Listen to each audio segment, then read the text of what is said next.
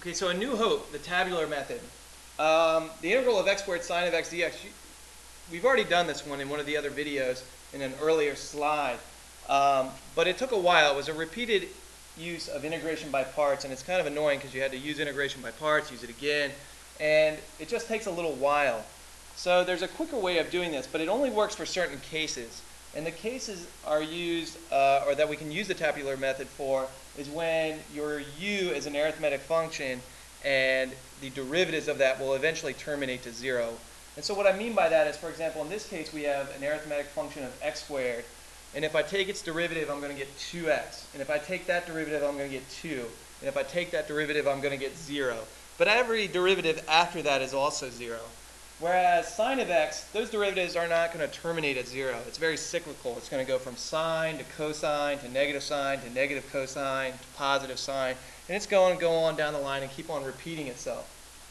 So the way the tabular method works, okay, is you're going to make a table, hence the name, u, your dv, and then you're going to have a column of signs. And you're going to alternate between positive and negatives. So our u is going to be our x squared. It's going to be whatever terminates, in this case x squared.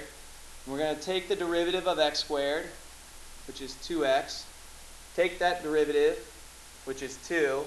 Take that derivative, which is 0, and we're done. The dv is sine of x. Take the integral of the sine of x. We get negative cosine of x. Take the integral of negative cosine of x.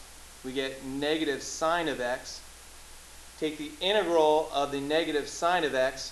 We get the cosine of x.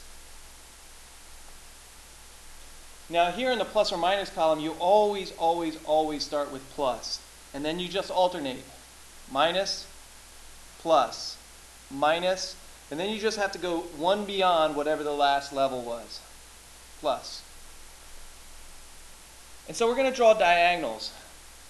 You're going to take x squared, multiply it by negative cosine of x, and multiply that by a positive. And so we have negative x squared cosine of x.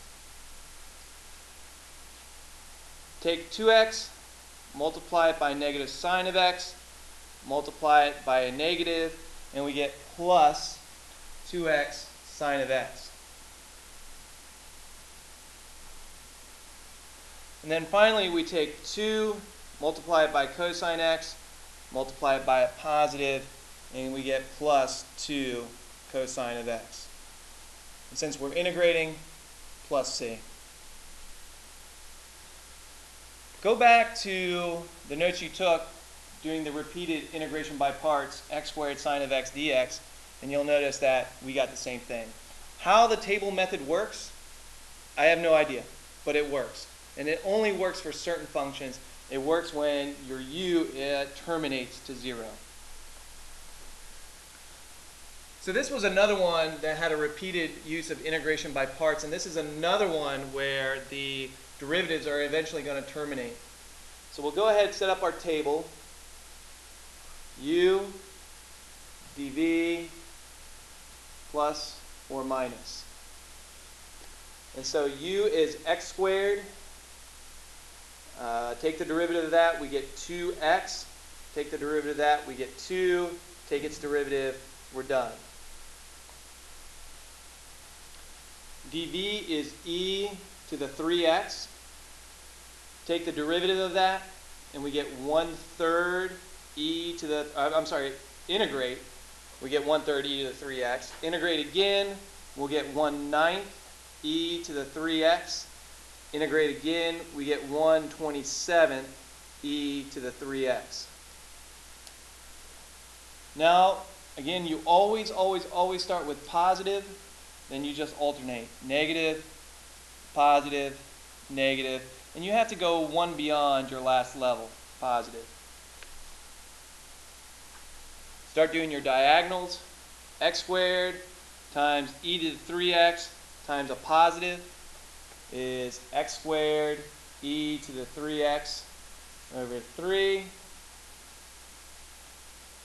2x times a 9th e to the 3x times a negative is going to be minus 2x over 9e to the 3x.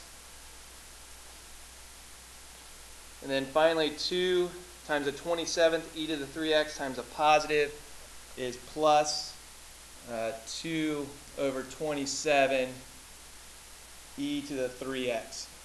And don't forget plus c, since we're integrating. Again, I don't know how the table works, but it does work. And it works when your u terminates to 0 there. You can go back and check. Let's see.